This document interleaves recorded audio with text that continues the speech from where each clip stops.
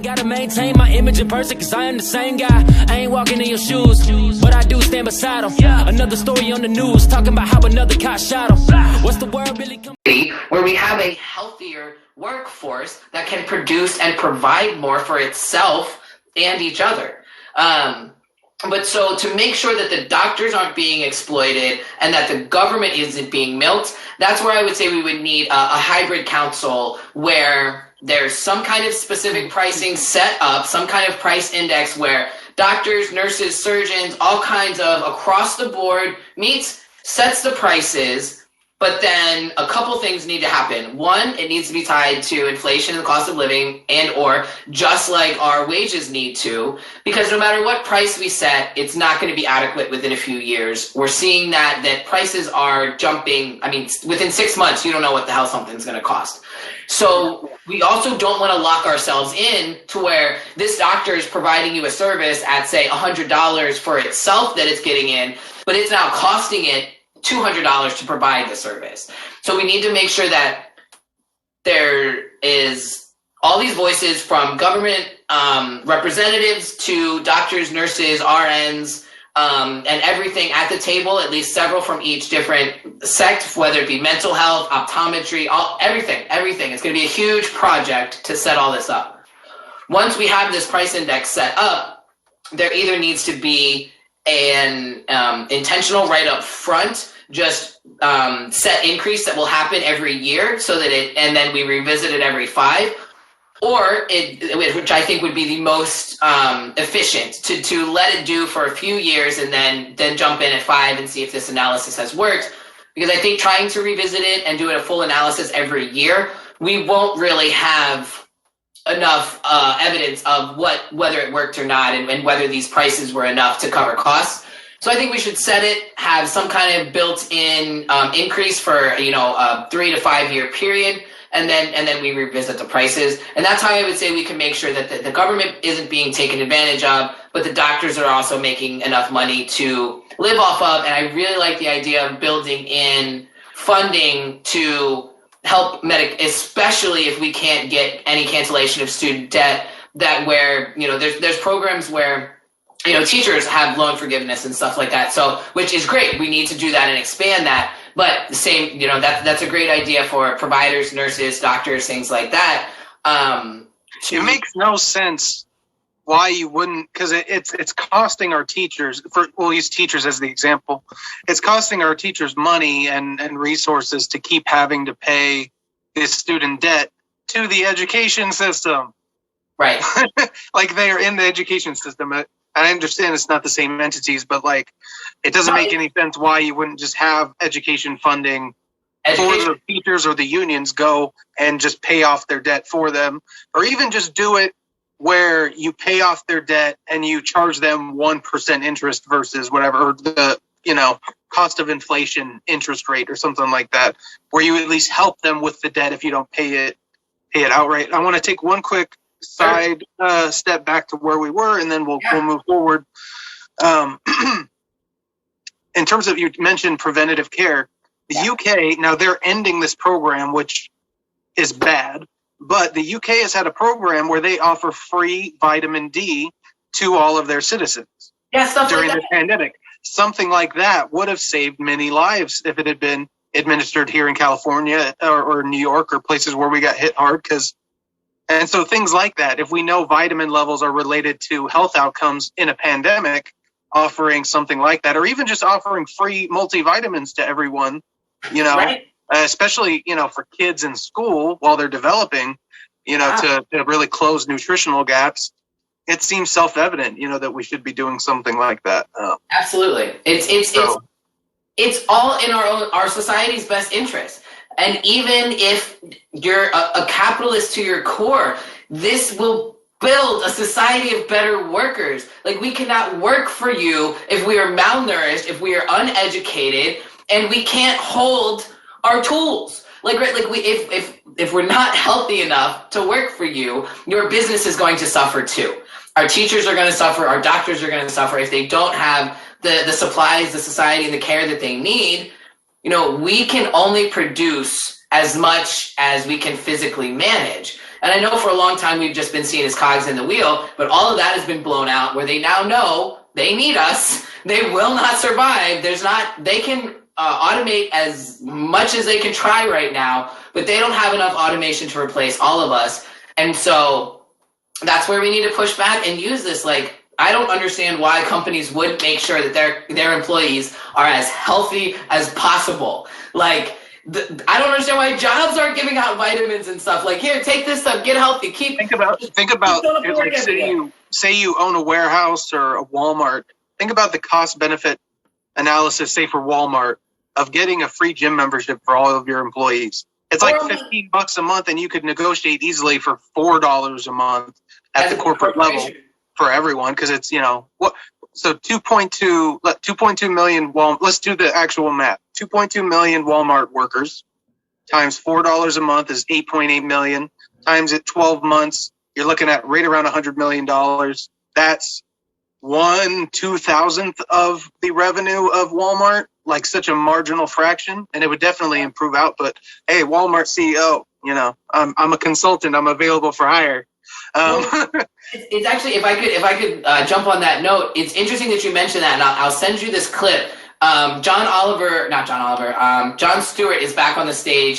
He has a show again. It's called The Problem with Jon. I think it's called The Problem with Jon Stewart. And so he did a clip.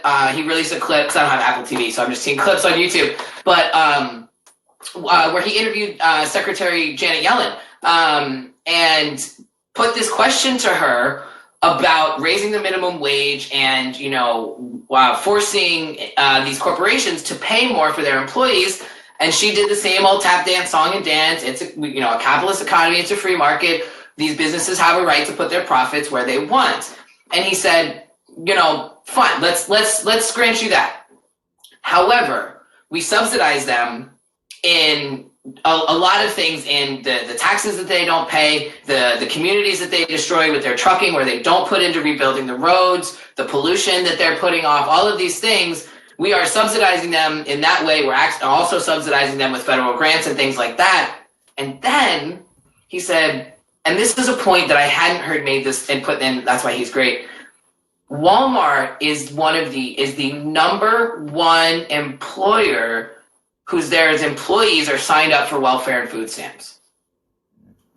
The greatest number of government-dependent workers. Right, and so because the government hasn't stepped in and mandated that these companies pay at the bare minimum a living wage in their area, at least, if we can't do a national one, there's no state in this country that you can live on $7.25. None.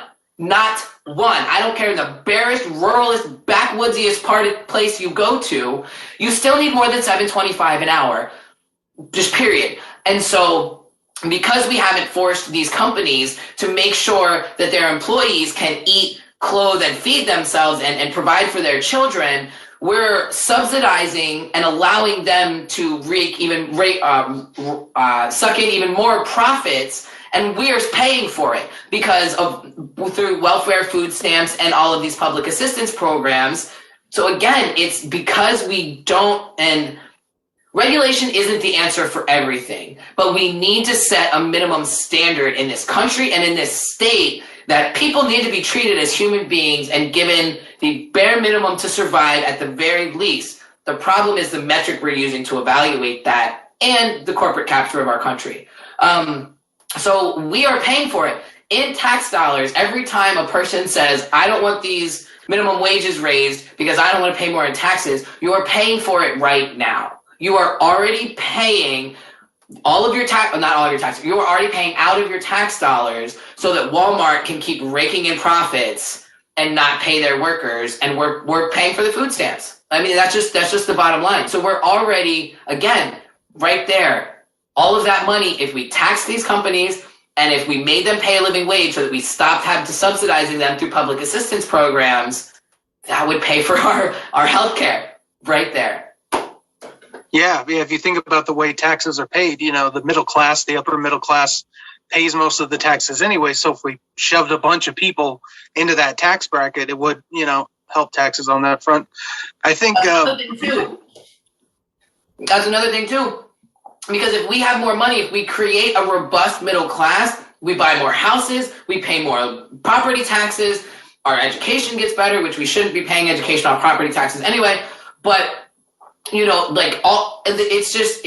again, regulation isn't the answer to everything, but if we set a couple standards, the ball will roll in the positive direction and all sectors of our society will benefit because we're all going to be better, healthier, and happier and working more, spending more money because we're making more money, we're innovating. And then that's just going to drive innovation too. I agree. And I wanted to point out there's an alternative to a straight minimum wage. So here's my pushback in the it's a limit case, so to speak. The minimum wage makes it so that the least productive workers can't get a job at a low enough wage to make themselves profitable to corporations, and certain industries can't exist unless labor is cheap enough. So there's certain industries and companies that won't exist, and certain jobs for people that won't exist with a minimum wage. But a way to get the best of both worlds. I'll wait for you to come back, just because it looks like you're disconnected. Can you hear me still? Yeah, I can hear you. It just froze for a second. Okay. Well, then, if you can hear me, I'll just go ahead then. So a way to get around this, and it's something that I just literally just thought of, would be a minimum wage tied to one of the following metrics: the overall size of your company, either the number of employees or the revenue of the business per employee, or the margins of the business. Meaning, if you have a small business that I'm glad we're back. Meaning, if you have a small business that has only 80 employees, but you're bringing in $80 million a year, you definitely should pay them more than minimum wage, obviously. So if we had a minimum wage that was like for big corporations, high profit corporations, or just high revenue corporations, which is another way of saying big corporation, that is a best of both world scenario. So the Walmarts and Amazons of the world pay $21, $22 an hour or something, but mom and pop shops can still hire people for $7.25 an hour, which gives small businesses an inherent advantage, and that helps redirect the balance of our economy in that sense, which I like. I have 2 points on that, and that's great, and I have a way to make that even better. So what we do, I still think $7.25 is unlivable. We still need to raise it. But we don't, the whole point is to help mom and pops, because if they can offer $15 an hour, just if a mom and pop burger shack can offer $15 an hour, just like In-N-Out, then they get to compete. They get to provide again. And also we take benefits off the table.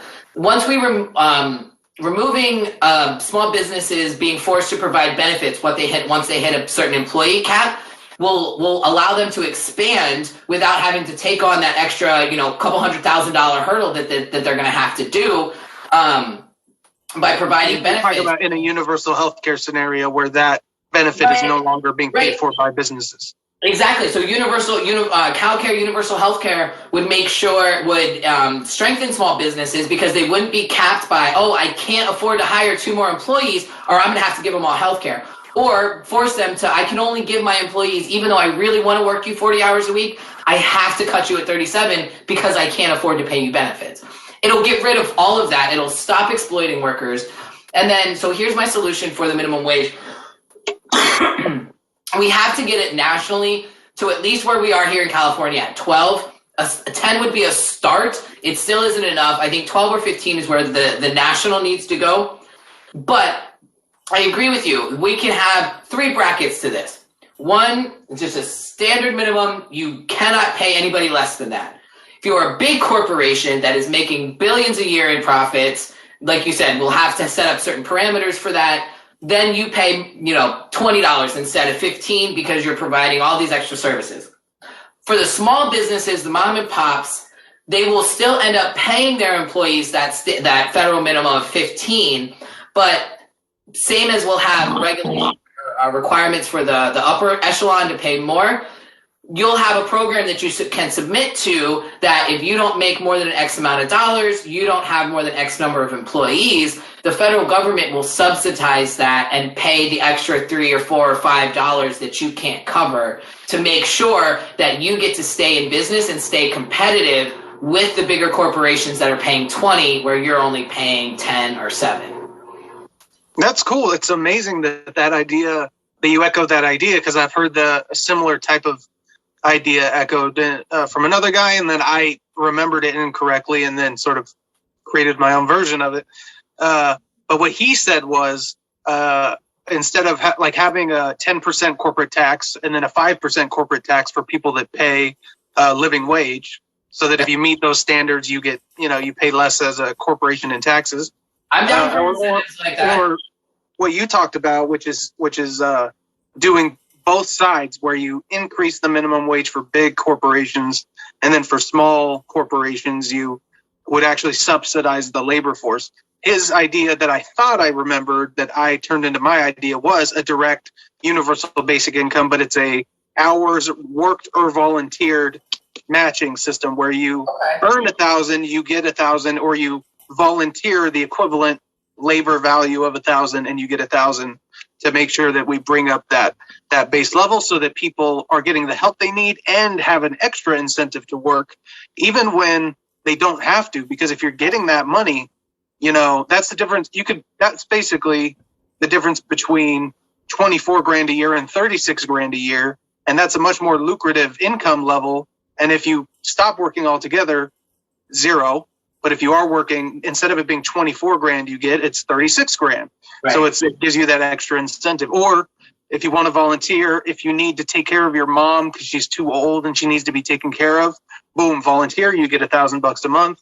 And then she obviously, would get her retirement and all the other things she's getting to be able to help with that as well. Right. That's not a bad idea either. But yeah, we already subsidize these federal, so what's crazy is we already have these awesome systems in place. They just all go to the top and the bottom pays for it. I don't know how we've been duped into this Stockholm Syndrome BS to where even working class people, when I hear working class people say, no, we shouldn't raise taxes on the wealthy. Why? How does it even affect you? And it's because we've been sold this bill of goods that we can work and get there as well. And now some of us will do that, but we shouldn't not tax them because we want to get there one day. Like that's just counterintuitive and counterproductive. The entire country, tax-wise, is built and driven off the backs of the lower and the middle classes, where we pay more as the lower 90% in taxes than the top 10%. And that's just absolutely unacceptable. And then when we look at corporations and the tax rate, I'm absolutely for, we don't need to tax these corporations 30, 40, 50%. I'm fine with doing, like you said, like a 15 or a 10%. And then, hey, you pay your employees better. You provide them these benefits and do all these things. Cool. We'll cut it down. You get a benefit. You only have to pay us 5%. Like, I'm fine with all of that. We just have to make sure that the incentives are right and that the pay structure is happening so that those with the most aren't being supported by those with the least, that we flip that. We basically already have social welfare in this country. It just, the majority of it goes to the corporations. If we stop subsidizing them, we start subsidizing education, the small businesses, independents, and entrepreneurs. Because just like you're talking about with, okay, so say you got to stay home and take care of your sick mom. You should still be able to live and not have to stand on a corner for money because your mom's living off of Social Security that's been destroyed. And then other things where we should be paying people to create, to invent, to design, we're just churning out the same thing. We've gotten into this assembly line mentality with everything where this is good enough. It goes, let's just keep going, keep cranking. But we need some innovation. And so if everybody is working 40, 50, 60 hours a week, slaving away, trying to make ends meet, there's no innovation, there's no drive, there's no push, there's not even the energy to think and do anything creative.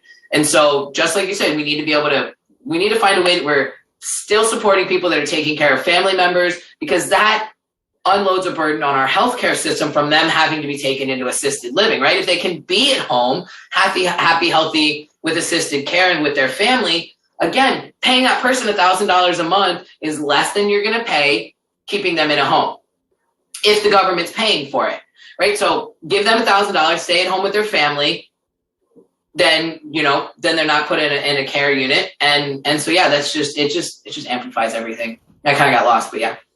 No worries. We're going to take it into a direction that you're going to love, absolutely, okay. And progressives will love, and frankly, anyone with a brain, and especially anyone that understands economics, assuming I'm not wrong, should love. It's the holy grail of tax policy, and it's something that will, if you go and verify these numbers, and you should do it for California because it'll be relevant to what you're running for, sure. Turn what I'm about to say into the California equivalent. It could be the end of all taxes as we know it, and it's a way not just to tax the wealthy their fair share, but to only tax the wealthy. I'm definitely listening. An asset tax. There's $225 trillion in assets in the United States. Yep. Our ideal, according to 25% of GDP, which is the ideal rate, $6 trillion roughly. The ideal tax rate required from an asset tax to fund that would be 3%. A 3% asset tax. Mm-hmm. Corporations own assets. Rich people own assets. Poor people do not own assets. No. If we're lucky, you're welcome. I'm here, hopefully longer than till Thursday. But that's the holy grail. That's the mother effer of all mother effers for policies for me. And I just, in the last few weeks, have sort of had that realization. But that means we could get rid of the income tax. That means we can get rid of the gas tax. That means we can get rid of sales taxes. That means that we can stop charging people at the DMV. That means free, like people that work for their money, laborers get to keep all that money. And what happens when we keep all of that money? Right? And what happens when we keep all of that money? We spend it. These rich people don't spend it. Yeah, they'll spend $1 million on a yacht, right? But then that yacht just sits there. But if you break up $1 million between 5 or 10 families, it all gets spent in the economy and it keeps all our businesses afloat. I love that. I hadn't quite thought of the asset tax necessarily, but I had a similar idea as far as why are we as civilians and pedestrians paying the gas tax? Where these corporations who have now set up their own fuel systems and stuff like that, so they don't go to Shell, they don't go to Chevron, they have their own fuel systems, their own trucking systems, and they're the ones destroying our roads. My little Honda Civic isn't creating potholes, but I pay a gas tax every time I fill up. Now I voted for that gas tax because what they told us it was supposed to do, renovate all the roads, infrastructure, upkeep, right? Roads and bridges, all the stuff that we need. I am not opposed to paying my taxes, but there are some taxes that, like you just pointed out, again, the bottom and the lower portions of the population who are causing less of the damage, who are not having as much of an impact, be it climate, gas, road damage, whatever. We are not causing the impact that we are paying to repair. So, and I'm sure that there's going to be pushback on this, and I'm already in my mind hearing people say, well, if you do that, then the corporations will leave. They can only go so far. California is still California. We find a way to make the corporations pay the gas tax. Like, we still need a gas tax. We still need it until we figure out a better way, till we reallocate the funds in a proper way to where, like you said, we're spending billions already. It's just not being put in the right places. So yeah, I was thinking about a way to try and legislate that there's still a gas tax, but the corporations pay it, especially if we can't get a tax on their profits or because that's how the wealthy in these corporations get around it is it's not an income for them. It comes in as profits or shares, or they immediately send it out and buy something, or this borrow, loan, die thing that Elon Musk is exploding or representing that it's been there forever, but just people didn't know. I'll let them do the borrow, loan, die thing, whatever, to pay their asset taxes. I don't mind that. Right, but right now they're doing their asset taxes, but right. The thing is, like, assets either either you lose your assets because you can't make enough money to keep them, in which case you just work and like you'd be poor anyways in that scenario, especially without an income tax. If you can't maintain your assets without an income tax, like you shouldn't own those assets. But most assets accumulate way faster than 3% a year. Wealth, people don't understand wealth grows totally differently than income does. Yes. Here's the way wealth grows. Say I own 100 million units of this cryptocurrency, and I can find a little economy where people will buy 1 unit of that cryptocurrency for $1. I now have $100 million in that little market where people accept that currency. That's how wealth works. So when you buy a house at a price, that's created the value for the house. If you have a business that has a certain amount of revenue and people are willing to pay a multiple of that revenue for that business, that's where that wealth and that value is created. It's a pricing trick. It's not a trick of income in the same way. It's not money paid to you. It's what you own and the value of that. It's an abstraction in a really interesting way. And yeah, assets appreciate faster than 3% a year. Our inflation target rate is 2% a year. You bump that up to 3%. Inflation pays for these taxes. And I kind of want to do that. I think that's a great way to sort of solve this. So to even make it so the rich people are like, well, hey, I mean, you're inflating our assets to pay for this. So I'm like, this is cool. This works great. And 3% inflation isn't a big deal for everyday people to deal with. We already deal with it. So right. We're at 8% year over year right now. So obviously we can handle a good amount. So, but yeah, I think this is the final solution. That's a great idea. That's actually really a great idea. There's going to be pushback, and we should do some research on it so that we can answer all of those questions. But that's a really great idea. That's absolutely a great idea. Thank you. Yeah, I love it. I don't have much pushback other than, what the rich people are going to come up with to try and make excuses for why we should. Your only pushback is there will be pushback. Right. So I mean, no, I think that's great because that's one of their tricks right now to hide their profits and their income is buying assets. So, and then storing them offshore in other countries. That's another thing we gotta, I don't know how to quite stop that, them hiding them in the Caribbean and off, the coast of Spain and stuff like that, where they've got like yachts. I have a solution to that too. So what people don't know is we have a system where we tax people to do the opposite of that. Meaning if you bring your money from other countries over here, like we tax you, it's called a repatriation tax. But we don't have an expatriation tax, which is what you would be talking about. Literally, we'll tax you if you take your money out of the country. Literally just that. I like it. I like it. Yeah, an expatriation tax. And get rid of the repatriation tax because we want that money to come into the country because that's more investment, more consumption, right. Just more wealth. Like it's inherently good. So yep. So an asset tax and an expatriation tax. Yep. I like it. Yep. I like it too. All right. So what future is there anything else on the agenda for California for you? We'll just go through bullet points. We don't have to go under the hood anymore. Sure. So I would say the top bullet points are going to be CalCare is going to be my first and foremost. Right now, it's going to be reintroduced to the House, the State House in January. So it might get passed before I get there. I would love if that happens and we just get it. But if it doesn't pass in January, I'm going to get elected and get there to make sure that I'm fighting for it when it hits the desk again. So CalCare first and foremost, we need the guaranteed healthcare in California for all. And then beyond that, minimum wage, absolutely. I'm going to be running on a $20 an hour minimum wage for California.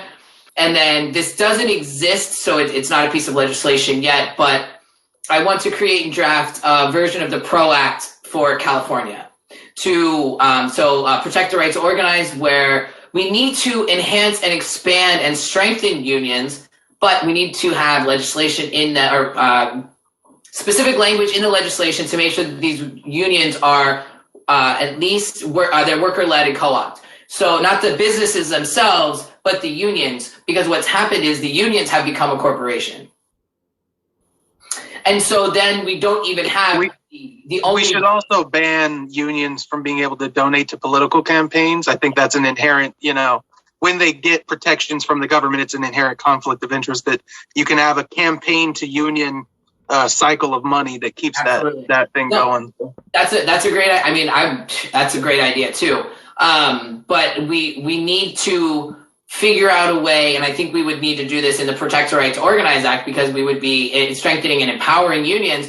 We want to make sure that we're not just strengthening and empowering a puppet of the corporation already. That's, you know, every time they go in to do a fight, if they even get to the point where they do a fight, their union leader doesn't talk them out of it and they actually go do it.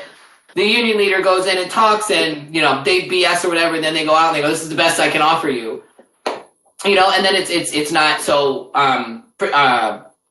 top ones would be, so cow care, raising the minimum wage to $20 an hour, and then Protect the Right to Organize Act. We need to focus on labor and protecting and expanding. We've got to capitalize on this moment, which is funny that I use that word, of worker empowerment, where the power dynamic is being shifted.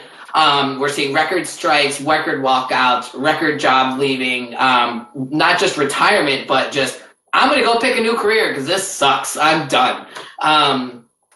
So yeah, with this worker empowerment, we need to push for all of these things. The Protect the Right.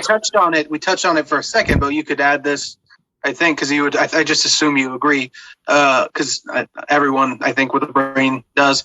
Get dark money out of politics, and we could do that Absolutely. At the local level, at the state level, at whatever level we can. And California being so big, if we did it at the state level, that has national impact. Like you said, with many other things, we set the tone, set the lead, set the agenda for what the federal government will be doing down the line in regulations of environmental stuff and all sorts of things. You know, we cleaned up our smog as evidence of, you know, us being this kind of an innovator in this way. So no, absolutely. And absolutely 100%, because what I found, and here's what's interesting is, you know, numbers all over the country, things vary or whatever, but here in the state of California, we as citizens, as independent residents of California, or independent of our state legislature, have voted to legalize marijuana. We voted to restore the voting rights to convicted felons. We've voted for term limits.